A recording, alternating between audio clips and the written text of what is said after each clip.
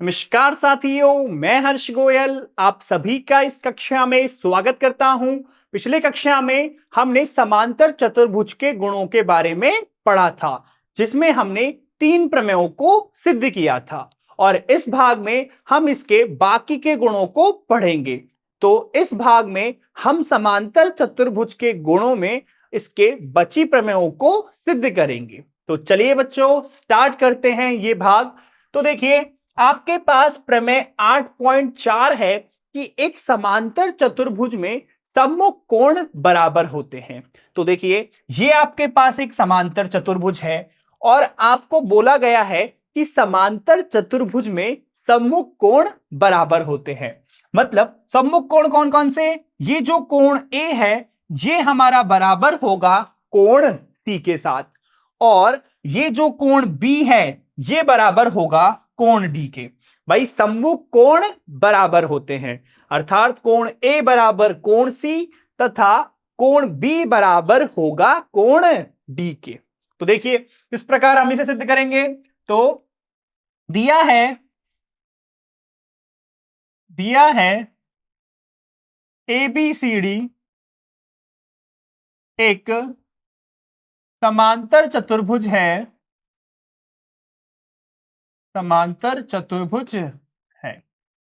क्या है आपके पास? एबीसीडी कैसा है? एक समांतर चतुर्भुज है। अब देखो, हमें सिद्ध क्या करना है कि कोण ए बराबर होना चाहिए कोण सी के तथा कोण बी बराबर होना चाहिए कोण डी के। तो देखिए, सिद्ध करना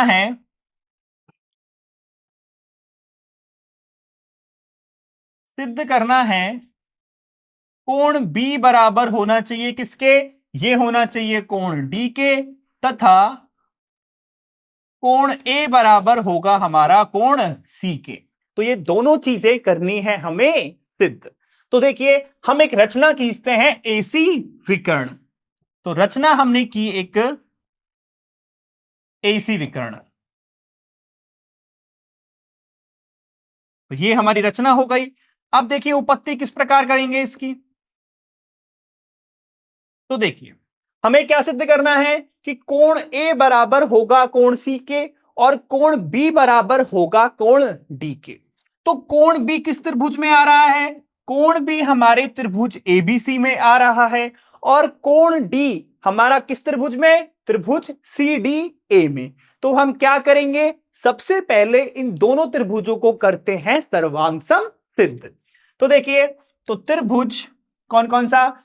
ए बी सी व त्रिभुज सी डी ए में। देखिए क्या हो जाएगा इन दोनों त्रिभुजों में। तो आपके पास क्या क्या दिया गया है? देखो, अब ये समांतर चतुर्भुज है तो इसका मतलब क्या होगा? इसका मतलब ए बी हमारा बराबर होगा सी डी के और ए डी भुजा बराबर होगी बी सी के। तो ये दोनों के त्रिभुजों में हम कह सकते हैं कि ए बी हमारा बराबर है सी डी के, और जो ए डी भुजा है ये हमारी किसके बराबर है? ये बराबर है बी सी के। और ये दोनों चीजें क्या है हमारे पास? दी गई हैं। ठीक है, ये आपको दी गई है। आप चाहो तो यहां लिख सकते हो, नहीं तो कोई दिक्कत नहीं है, यहां भी चल जाएगा। अब देखो बात, अब कौन सी भुजा बची? ये जो ए सी भुजा है ये आपकी दोनों त्रिभुजों में है। तो ए सी आपकी हो गई उभयनिष्ठ भुजा। कैसी हो गई? ये हमारी उभयनिष्ठ भुजा हो गई।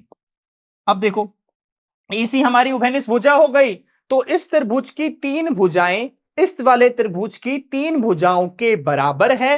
तो एस एस एस सर्वांग समता कसौटी से ये दोनों त्रिभुज कैसे हो गए? सर्वांग सम हो गए। तो अतः एस एस एस सर्वांग समता कसौटी से, सर्वांग समता कसौटी से क्या आ जाएगा? आपके त्रिभुज ए बी सी सर्वांग सम हो जाएंगे त्रिभुज सी डी ए के। अब देखो, जैसे ही हमारे ये दोनों त्रिभुज सर्वांग सम हुए तो हम लगाएंगे सीपीसीटी। क्या लगाएंगे? सीपीसीटी। तो सीपीसीटी से, अब बताओ सीपीसीटी से हम क्या कह सकते हैं? सीपीसीटी से हम कह सकते हैं, देखिए क्या कहेंगे, तो सीपीसीटी से कह देंगे कि इस त्रिभुज में जो कोण बी है ये बराबर होगा कोण डी के। कोण बी बराबर होगा कोण डी के। ये हमने कहा है सीपी सीटी से। तथा और क्या कह सकते हैं, देखिए, और हमें पता है कि एकांतर वाले कोण हैं। अब देखो, एकांतर कोण तो बराबर ही होंगे, मतलब ये वाला जो कोण है वो इसके बराबर होगा। ये हो गया कोण एक, ये हो गया कोण दो। और यहां पर जो ये वाला कोण है कोण तीन, ये बराबर होगा इसके, यानी कोण चार के, क्योंकि ये हमारे किस प्रकार के कोण हैं, एकांतर कोण हैं। तो देखो, यहां से हम कह सकते हैं कि सीपीसीटी से त्रिभुज एबीसी में कोण एक बराबर होगा कोण दो के। कोण एक बराबर होगा कोण दो के, और कोण तीन बराबर होगा कोण चार के। यह भी हमने किससे कहा है, सीपीसीटी से कहा है। अब देखो, हमारे पास कोण बी बराबर कोण डी तो सिद्ध हो गया, लेकिन हमें सिद्ध करना है कि कोण ए बराबर आए हमारा कोण सी के। तो कोण ए में क्या हो रहा है कि एक व चार आपस में जुड़ रहा है, और कोण सी में क्या आ रहा है, दो व तीन आ रहा है। इसका मतलब क्या हो सकता है, देखो, यदि मैं समीकरण कोण एक व कोण चार को जोड़ दूं और कोण दो व कोण तीन को जोड़ दूं, तो मेरे पास क्या आ जाएगा, हमारे पास आ जाएगा कोण ए व कोण सी। तो देखिए, जब ये कोण इस वाले कोण के बराबर है और ये इसके बराबर है, तो इन दोनों को क्या करेंगे, जोड़ देंगे। तो देखिए, जब हम इन दोनों को जोड़ेंगे तो क्या आएगा कि चूंकि कोण एक बराबर कोण दो है और कोण तीन बराबर कोण चार है, तब कोण एक प्लस कोण चार बराबर होगा कोण दो प्लस कोण तीन के। और हमें पता है कोण एक प्लस कोण चार हमें मिलके बना रहे हैं कोण ए, और ये वाले मिलके बना रहे हैं कोण सी। तो अतः कोण ए बराबर हो गया कोण सी, तथा कोण बी बराबर हो गया कोण डी। और हमें क्या करना था, यही बराबर सिद्ध करना था। अतः हम कह सकते हैं, अतः समांतर चतुर्भुज के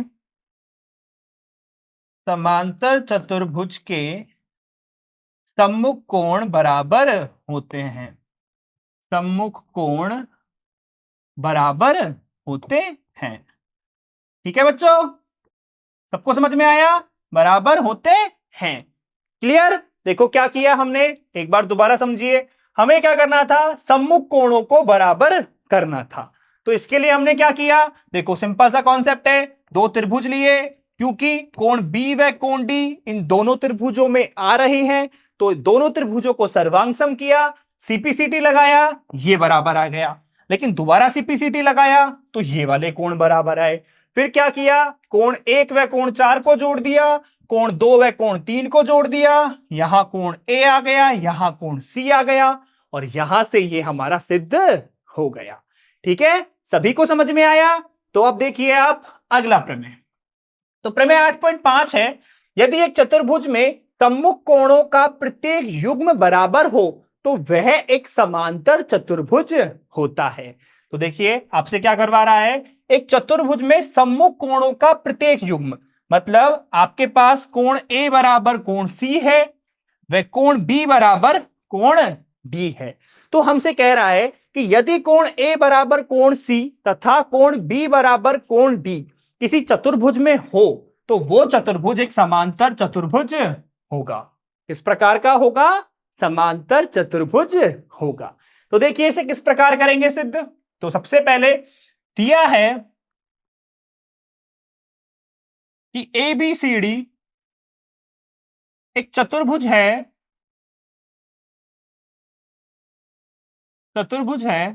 तथा कोण ए बराबर है कोण सी व कोण बी बराबर है कोण डी।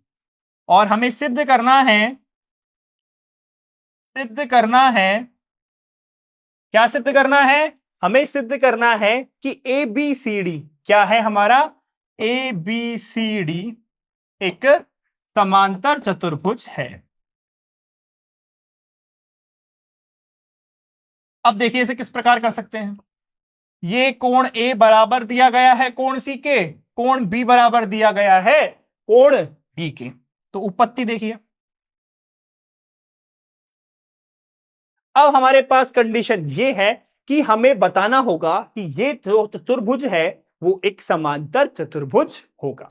तो देखिए क्या करते हैं, हमें कोणों का बराबर दिया गया है, तो हमें पता है कि समांतर चतुर्भुज कि चतुर्भुज के चारों कोणों का योग 360 डिग्री के बराबर होता है।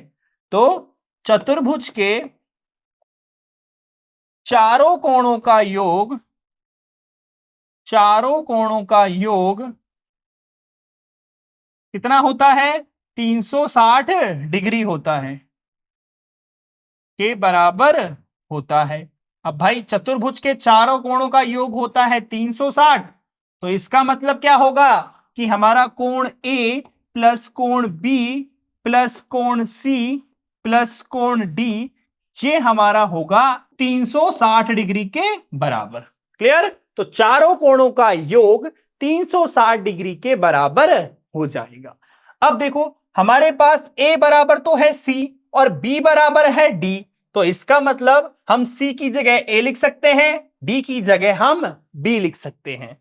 तो यहां से हम लिखेंगे कि कोण ए प्लस कोण ए और प्लस कोण बी प्लस कोण बी बराबर 360 डिग्री। और इसका कारण क्या है कि चूंकि कोण ए बराबर है कोण सी तथा कोण बी बराबर है कोण डी। अब देखो ये कितना हो जाएगा, तो यहां से हो जाएगा 2 कोण ए प्लस 2 कोण बी बराबर 360 डिग्री। तो यहां से हम कह सकते हैं 2 गुणा में कोण ए प्लस कोण बी 360 डिग्री हो गया। और जैसे ही हम भाग देंगे तो क्या हो जाएगा, कोण ए प्लस कोण बी ये हमारा आ जाएगा 360 डिग्री बटे 2, मतलब कोण ए प्लस कोण बी का मान हमारे पास 180 डिग्री आ गया। कितना आ गया, कोण ए प्लस कोण बी का मान हमारे पास 180 डिग्री आ गया। अब देखो यहां से क्या हो जाएगा, यहां से देखो जब आपका ए और बी ये दोनों के दोनों 180 डिग्री का योग रखते हैं तो क्या हो जाएगा, ये किस प्रकार के कोण हो जाएंगे, ये हमारे क्या हो जाएंगे, अंतः कोण आ जाएंगे। तो इसका मतलब क्योंकि हमें पता है ना अंतः कोणों का योग 180 डिग्री होता है, तो अतः कोण ए व कोण बी, कोण ए व कोण बी अंतः कोण है। और यदि हमारा कोण ए व कोण बी अंतः हो गया तो आप मुझे एक बात बताओ, जैसे ही कोण ए व कोण बी अंतः कोण हुआ तो क्या हो जाएगा, यहां से हम कह सकते हैं कि जो एडी है वो हमारी समांतर हो जाएगी बीसी भुजा के। क्यों हो जाएगी एडी समांतर बीसी, क्योंकि यदि दो समांतर भुजाओं को एक त्रियक रेखा प्रतिच्छेद करे तो एक ओर बनने वाले कोण अंतः कोण होते हैं और अंतः कोणों का योग 180 डिग्री होता है। अतः हम कह सकते हैं एडी समांतर होगा बीसी के। तो एडी समांतर होगा बीसी के। और इसी प्रकार क्या होगा, इसी प्रकार देखो यहां तो आया कोण ए प्लस कोण बी बराबर 180 और इसी प्रकार हमारा यहां पर कोण सी प्लस कोण डी ये हो जाएगा 180 डिग्री के। और ये भी क्या हो गए, यहां कोण सी व कोण डी अंतः कोण हो गए। और जैसे ही ये हमारे अंतः कोण हुए मतलब तो हम कह सकते हैं कि ए बी हमारा समांतर होगा सी डी के। इसे समीकरण 1 मान लीजिए, इसे समीकरण 2 मान लीजिए। अब देखो एडी समांतर बीसी तथा ए बी समांतर सी डी, तो जब चतुर्भुज के दो आपके पास युग्म आ जाए समांतर भुजाओं के तो वो चतुर्भुज समांतर चतुर्भुज होता है। तो समीकरण 1 व 2 से क्या हो जाएगा, ए बी सी डी एक समांतर चतुर्भुज होगा। क्या हो जाएगा? एबीसीडी एक समांतर चतुर्भुज होगा। ठीक है, और यही करना था हमें, सिद्ध इति सिद्धम। ठीक है, तो क्या हो गया? एबीसीडी हमारा एक समांतर चतुर्भुज हो गया। ठीक है, एक बार दोबारा देख लीजिए। देखो क्या किया है, आपके पास कोण बराबर दिए गए हैं, सम्मुख कोण। तो हमें पता है कि किसी भी चतुर्भुज के चारों कोणों का योग 360 डिग्री होता है। तो चारों का योग 360 हो गया। यहां से क्या हो जाएगा? ए बराबर है कोण सी के, कोण बी बराबर है कोण डी के। तो यहां से आपका कोण ए प्लस कोण बी बराबर 180 डिग्री प्राप्त हो गया। तो जैसे 180 प्राप्त हुआ, ये दोनों कोण हमारे अंतः कोण हो गए। और यदि ये अंतः कोण हो गए तो इसका मतलब क्या होगा? जब ये अंतः कोण है तो एडी हमारी बीसी के समांतर आ गई, एडी समांतर बीसी। और इसी प्रकार सी प्लस डी 180 होगा तो हमारा क्या हो जाएगा? कोण सी व कोण डी अंतः कोण हो जाएंगे और ए बी समांतर आ जाएगा सी डी के। और दोनों से हम कह सकते हैं ए बी सी डी एक समांतर चतुर्भुज होगा। ठीक है बच्चों, समझ में आई ये प्रमेय? अब देखिए आप अगला। तो अगली प्रमेय है हमारे पास 8.6, समांतर चतुर्भुज के विकर्ण एक दूसरे को परस्पर समद्विभाजित करते हैं।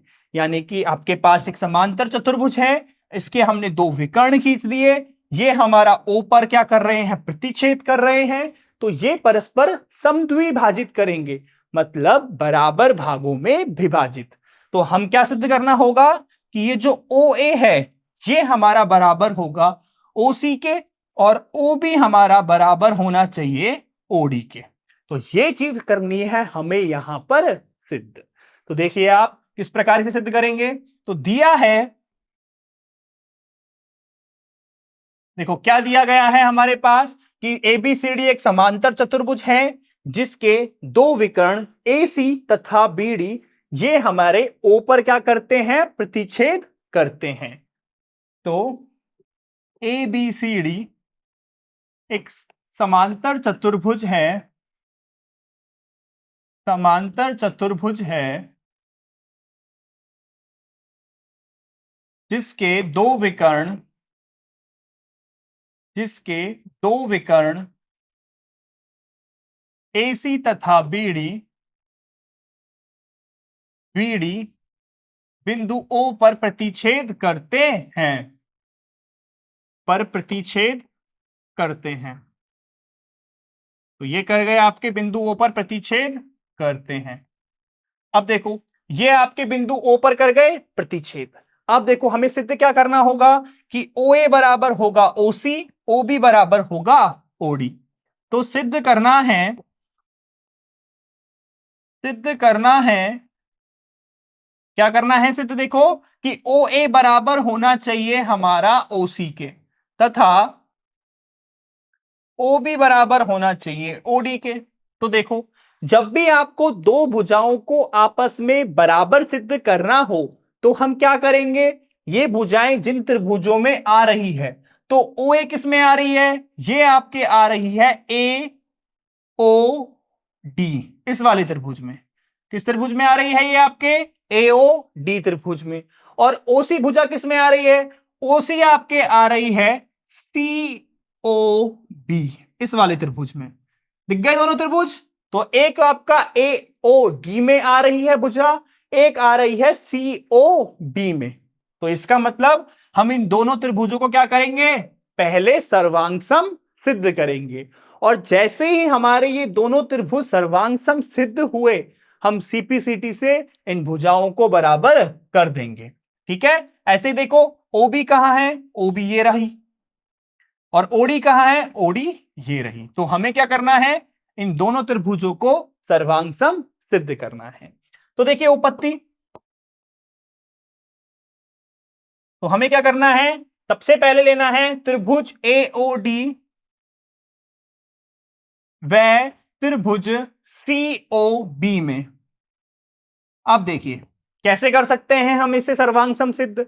तो सबसे पहले तो देखिए हमें क्या क्या मिला गया है। देखो हमारे पास समांतर क्या था? ये चतुर्भुज था, और इसके विकर्ण कर गए प्रतिच्छेद। तो क्या क्या हमारे पास है, देखो समांतर चतुर्भुज है तो इसका मतलब एडी हमारा बीसी के बराबर आएगा। एडी किसके बराबर आएगा, बीसी के बराबर, तो ये हमें मिल गया। और देखिए एओडी में आपको और क्या मिल सकता है, एओडी में देखो एडी समांतर एडी बराबर हो जाएगा एसी के, एक ये चीज मिल सकती है। लेकिन क्या इसका कुछ यूज कर सकते हैं, एक भुजा का देख लिया जाएगा बाद में। तो एक तो भुजा मिल गई, और कोणों की बात करें तो देखो कोण क्या क्या मिल सकता है, क्या हमारे पास देखो ये जो कोण है वो किसके बराबर हो गया, वो हमारा इस कोण के बराबर हो गया। तो एक हमारा, क्योंकि ये दोनों किस प्रकार के कोण हैं, शीर्षाभिमुख कोण है, तो ये कोण बराबर हो गया इसके, ठीक है। और देखिए और क्या क्या मिल रहा है हमें इसमें, हमें मिल रहा है कि ये वाला कोण बराबर है इसके और ये वाला कोण बराबर है इसके, ये हमारे एकांतर कोण आ गए। तो हम कह सकते हैं, क्या कहिए, देखो इसमें एक हमारे पास भुजा है और दो हमें यहां पर कोण मिल रहे हैं। एक हमें मिल रहा है ये कोण और एक हमें मिल रहा है ये कोण, और हमें सिद्ध करना है ओ ए बराबर होगा ओ सी तथा ओ बी बराबर होगा ओ डी। तो देखिए क्या करेंगे, सबसे पहले तो देखिए आपके एकांतर कोण बराबर हैं, तो क्या कर सकते हैं, देखो इस वाले का नाम रख दीजिए कोण एक, इसका नाम रख देते हैं कोण दो, इसको कहें यदि हम देखो इसको कह देते हैं कोण तीन और इसको कह देते हैं कोण चार। तो क्या कह सकते हैं हम इसमें कि हमारा कोण एक बराबर होगा किसके, कोण दो के। भाई कोण एक बराबर आएगा कोण दो के, और कारण क्या है कि ये एकांतर कोण है, एकांतर कोण है। और देखिए कोण एक बराबर आ गया कोण दो के, और हम कह सकते हैं इसमें कि कोण तीन बराबर होगा कोण चार के। भाई हमने क्या किया था, कोण एक इसे, कोण दो इसको, कोण तीन हो गया हमारा ये, और कोण चार हो गया ये। तो यहां से कोण एक बराबर दो हो गया और कोण तीन बराबर कोण चार हो गया। तो ये भी कैसे हैं, हमारे एकांतर कोण हैं।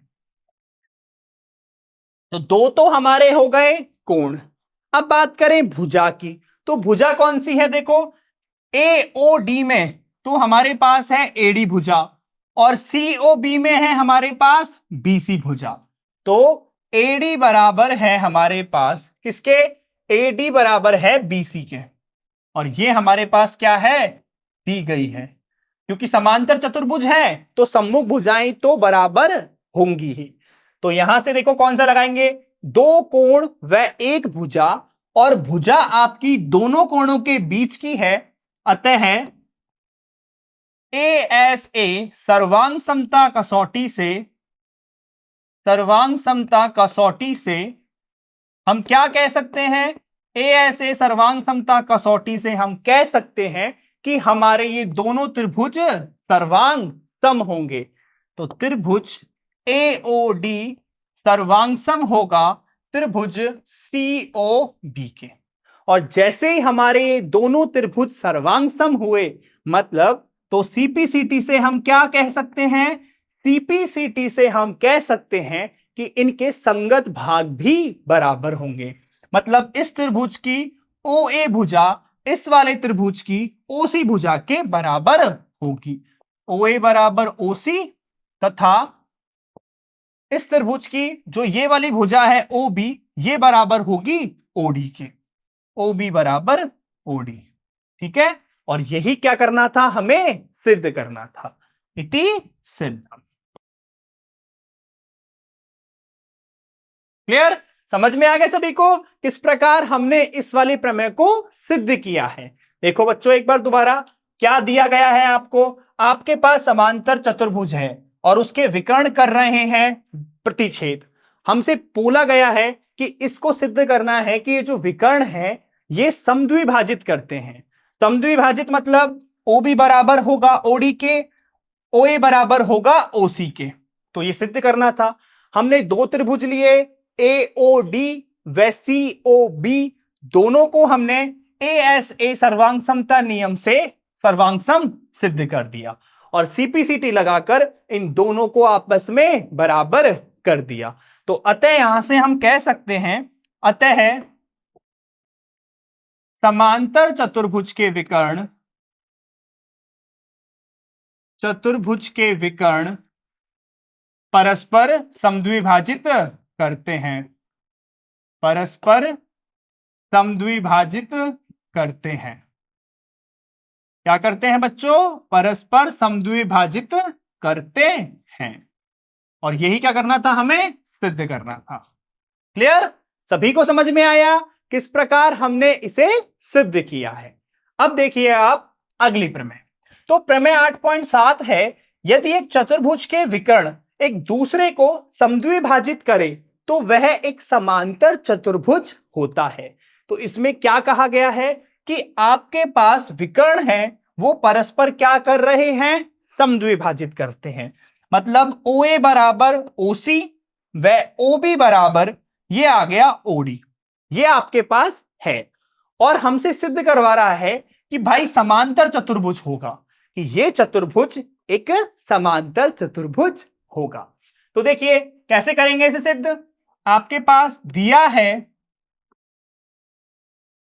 क्या दिया गया है? ABCD एक चतुर्भुज है, ABCD एक चतुर्भुज है। और इस चतुर्भुज में क्या है हमारे पास? ABCD चतुर्भुज है जिसमें OA बराबर है हमारा OC के तथा OB बराबर है हमारे पास OD के। और क्या सिद्ध करवा रहा है? सिद्ध करना है, क्या सिद्ध करना है? ABCD एक समांतर चतुर्भुज है, ABCD एक समांतर चतुर्भुज है। तो देखिए किस प्रकार कर सकते हैं हम इसे सिद्ध। तो उपपत्ति में क्या लिखेंगे? आप समझो, देखो बात, आपको OA बराबर दिया गया है OC के, OB बराबर दिया गया है OD के, और पूछा गया है कि इसे एक समांतर चतुर्भुज सिद्ध करो। तो सबसे पहले तो देखो, OA बराबर है OC के, OD बराबर है OB के। तो ये दोनों भुजाएं, एक त्रिभुज ये और एक त्रिभुज ये, इन दोनों त्रिभुजों में आ रही है। तो पहले काम करते हैं, इन दोनों त्रिभुजों को सर्वांगसम सिद्ध कर लेते हैं। तो त्रिभुज हम ले रहे हैं AOD व त्रिभुज दूसरा कौन सा है? यह है हमारे पास COB। कौन सा है हमारे पास? COB में। अब देखो क्या क्या हमारे पास है। दो भुजाएं हमें बराबर, OA बराबर है OC के व एक हमारे पास है OB बराबर है OD के, ये हमारे पास दिया है। और देखिए इन दोनों त्रिभुजों में आपको कुछ और दिख रहा है, तो गौर से देखो कि ये वाला जो कोण है वो इस वाले कोण के कैसा है? बराबर है। और इसका कारण क्या होगा? इसका कारण होगा कि ये दोनों हमारे शीर्षाभिमुख कोण हैं। तो मान लीजिए ये हो गया कोण 1 और ये हो गया कोण 2। तो यहां से क्या होगा? कोण 1 बराबर होगा कोण 2 के। तो कोण 1 बराबर है कोण 2 के और कारण है शीर्षाभिमुख कोण। क्या कारण है? शीर्षाभिमुख कोण। ये हो गए इसके कारण। अब देखो दो तो भुजाएं बराबर हैं और उनके बीच का कोण भी बराबर है। भाई OD और OA के बीच का कोण ये हो गया और OC और OB के बीच का कोण ये हो गया। तो अर्थात इसमें लगेगा SAS सर्वांग समता नियम। तो अतः SAS सर्वांग समता कसौटी से, सर्वांग समता कसौटी से क्या हो जाएगा आपका? सर्वांग समता कसौटी से हमारा हो जाएगा कि त्रिभुज AOD, त्रिभुज AOD ये सर्वांगसम हो गया आपका किसके? त्रिभुज COB के, त्रिभुज COB के। अब देखिए आपके दो त्रिभुज हो गए सर्वांगसम, ये वाला भी हो गया और COB भी हो गया। यहां पर ये हमारा कोण 1 था, ये जो कोण था वो कोण 2 था। और देखिए आपके क्या हो गए? ये दोनों त्रिभुज किस प्रकार के हो गए? सर्वांगसम हो गए। तो हम क्या कर सकते हैं, सीपीसीटी का प्रयोग। तो अतः सीपीसीटी से क्या कह सकते हैं हम, सीपीसीटी से हम कह सकते हैं कि देखो संगत भाग इसमें आपके बराबर होंगे। तो आपके संगत कोण बराबर होंगे, मतलब जो हमारा त्रिभुज है एओडी, इसमें ये कोण, मान लीजिए ये कोण हो गया कोण 3, तो इस त्रिभुज के ये किसके बराबर होगा, इस वाले कोण के, इसे मान लीजिए कोण 4। भाई हमने पढ़ा है कि सीपीसीटी क्या है, कि जब आपके दो त्रिभुज सर्वांगसम हो तो उनके संगत भाग बराबर होते हैं। तो यहां से क्या होगा, कोण 3 ये इस त्रिभुज में है, कोण 4 आपके ये वाले त्रिभुज में है, तो दोनों कैसे हो जाएंगे, बराबर हो जाएंगे। तो यहां से कोण 3 बराबर कोण 4। अब देखो ये जो कोण 3 बराबर कोण 4 आया है, तो ये दोनों कोण हमारे किस प्रकार के कोण हैं, ये देखो ये दोनों कोण अगर आप गौर से देखो तो ये किस प्रकार के हो गए, ये हमारे एकांतर कोण हो गए। और कारण क्या होगा, देखो एक है आपका ये कोण और एक है आपका ये कोण, तो लगाओ, तो यदि दो समांतर रेखाओं को एक त्रियक रेखा प्रतिच्छेद करे तो एकांतर कोण बराबर होते हैं। तो आपके दो समांतर रेखाएं में हो गया, एक हो गया एडी, एक हो गया बीसी, और इन्हें एक त्रियक कर रही है प्रतिच्छेदित, तो ये किस प्रकार के कोण हो गए, एकांतर कोण हो गए। और हमने पढ़ा था कि यदि दो समांतर रेखाओं को एक त्रियक रेखा प्रतिच्छेद करे तो एकांतर कोण बराबर होते हैं, और इसका विलोम भी सत्य होता है। तो हम कह सकते हैं कि कैसे कोण है, ये एकांतर कोण है, ये एकांतर कोण है, और यदि ये एकांतर कोण है तो इसका मतलब हम क्या कह सकते हैं कि यदि कोण 3 बराबर कोण 4 ये हमारे एकांतर कोण आ गए तो बताओ क्या हो जाएगा, यहां से हमारा जो एडी है ये किसके समांतर आ जाएगा, एडी समांतर आ जाएगा हमारे बीसी के। क्या आ गया, आपका एडी समांतर आ गया बीसी के। अब देखो इसी प्रकार, अब देखो एडी तो समांतर आ गया बीसी के, तो इसी प्रकार हम कह सकते हैं कि ए बी समांतर किसके होगा, सीडी के होगा। तो इसी प्रकार हमने कह दिया कि ए बी समांतर होगा सीडी के। भाई अगर इस तरह से हम कह सकते हैं कि एडी समांतर होगा बीसी के, तो क्या होगा, ए बी भी हमारा समांतर होगा सीडी के। तो अब आप बताओ, आपके पास चतुर्भुज है जिसकी सम्मुख भुजाओं का प्रत्येक युग्म क्या है, समांतर है, तो ये किस प्रकार का चतुर्भुज हो जाएगा, ये हमारा एक समांतर चतुर्भुज हो जाएगा। तो हम लिख सकते हैं कि एबीसीडी चतुर्भुज की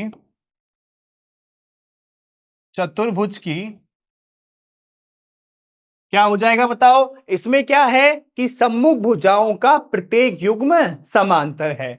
तो एबीसीडी चतुर्भुज की सम्मुख भुजाओं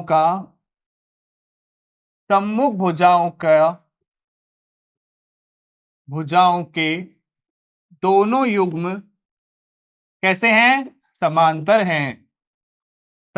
हैं। और अगर समांतर है तो ये किसकी कंडीशन हो गई, ये हमारे समांतर चतुर्भुज की कंडीशन हो गई। तो अतः हम कह सकते हैं कि अतः एबीसीडी एक समांतर चतुर्भुज है। कैसा है, एबीसीडी एक समांतर चतुर्भुज है। ये हो गया हमारा, ये समांतर चतुर्भुज है। क्लियर, समझ में आ गया सभी को किस प्रकार हमने इसको सिद्ध किया है। देखो दोबारा से आपका क्या आ गया, आपका ए बी भुजा समांतर आ गई सीडी के, और एडी समांतर आ गया आपके बीसी के। तो सम्मुख भुजाओं का प्रत्येक युग्म समांतर आ गया, तो चतुर्भुज किस प्रकार का हो गया, ये हमारा समांतर चतुर्भुज हो गया। ठीक है बच्चों, सभी को समझ में आया किस प्रकार हमने इसे सिद्ध किया है। अब देखो इसमें हमने क्या क्या भाग में इसमें पढ़ा है। ये वाले भाग में हमने क्या क्या सीखा कि एक समांतर चतुर्भुज में सम्मुख कोण हमारे बराबर होते हैं, और समांतर चतुर्भुज के विकर्ण एक दूसरे को समद्विभाजित करते हैं। क्लियर, अब देखो ये हो गया आपके सीखने के प्रतिफल। अब हम करेंगे इसके मूल्यांकन के कुछ प्रश्नों को। तो पहला है, यदि पी क्यू आर एस एक समांतर चतुर्भुज है तो x का मान ज्ञात कीजिए।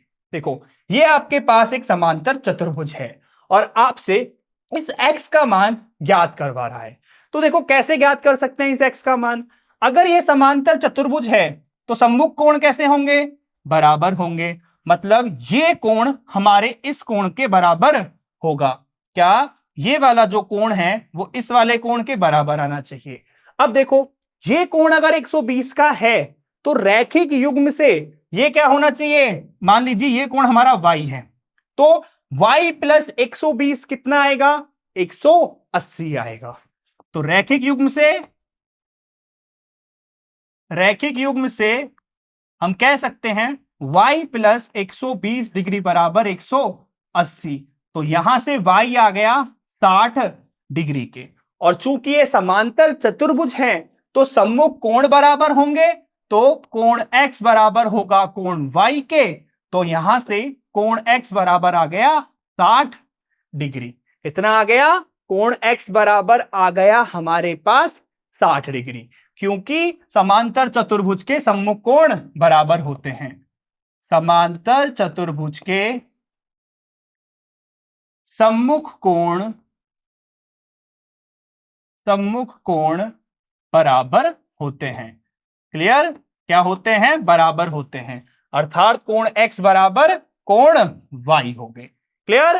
तो कितना आ गया हमारा x का मान? 60 डिग्री आ गया। मतलब इसका सही है। और अगला देखिए कि दिया गया है कि पी क्यू आर एस एक समांतर चतुर्भुज है। ओ क्यू बटे ओ आर का हमको अनुपात पूछ रहा है। पी आर का मान दिया गया है, ये विकर्ण जो पी आर है इस पूरे का मान दिया गया है 10 सेमी, और क्यू एस का मान दिया गया है 12 सेमी। इस पूरे क्यू एस का मान दिया है 12 और आपसे पूछ रहा है ओ क्यू बटे ओ आर का मान। तो देखो ओ क्यू कितना हो गया? ये हो गया ओ क्यू और ये है हमारा ओ आर। अब देखो, समांतर चतुर्भुज के विकर्ण क्या करते हैं? एक दूसरे को समद्विभाजित करते हैं। तो हम लिखेंगे यहां पर समांतर चतुर्भुज के विकर्ण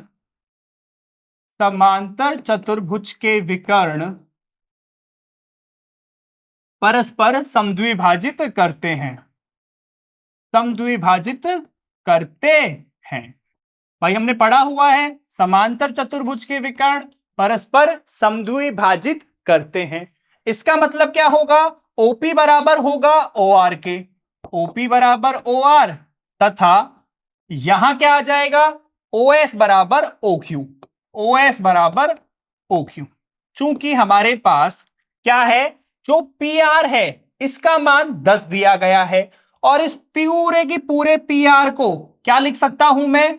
ओपी प्लस ओ आर। तो पी आर बराबर है ओपी प्लस ओ आर। ये क्लियर है?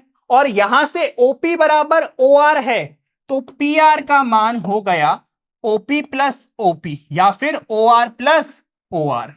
ठीक है? तो यहां से पी आर का मान कितना है? पी आर का मान है हमारे पास 10 सेमी। तो पी आर का मान 10, ये हो गया 2 ओ आर। तो यहां से ओ आर का मान आ गया हमारा 5 सेमी। कितना आ गया? 5 सेमी। तो ये हो गया हमारे ओ आर का मान। अब हम बात करेंगे कि भाई जब ओ आर का मान आ गया, इसी प्रकार ओ क्यू का मान कितना आएगा? तो देखिए ओ क्यू का मान कितना आ जाएगा?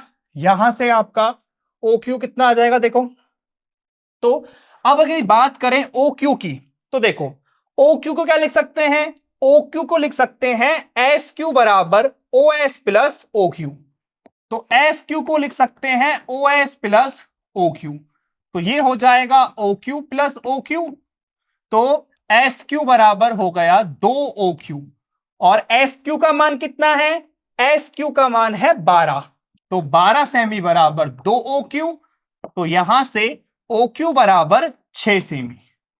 कितना आ गया? ओ क्यू बराबर 6 सेमी। और हमें क्या ज्ञात करना है? ओ क्यू बटे ओ आर। तो ओ क्यू बटे ओ आर कितना आ जाएगा? देखो ओ क्यू का मान है 6 और ओ आर का मान है 5। तो 6 में 5 का भाग देंगे तो 1.2 सेमी। तो कितना आंसर आया हमारा यहां पर 1.2 सेमी। तो कितना आ गया इसका रेशियो 1.2 आ गया। ठीक है बच्चों, समझ में आया किस प्रकार हमने इस प्रश्न को हल किया है। कितना आ गया हमारा 1.2 आ गया, और सेम ही यहां भी था यहां भी था, इसलिए इनका अनुपात 1.2 आ गया। क्लियर? तो सभी को समझ में आया। तो बच्चों ये वाला भाग करते हैं हम यहां पर समाप्त। इस भाग में हमने समांतर चतुर्भुज के गुणों को पढ़ा और इसमें हमने 4 प्रमेयों को जाना। अगले भाग में हम इसके उदाहरणों को हल करेंगे। तो मैं आशा करता हूं आप सभी को मेरी कक्षा अच्छी लगी होगी। मिलते हैं अगली कक्षा में, तब तक के लिए पढ़ते रहिए। बाय।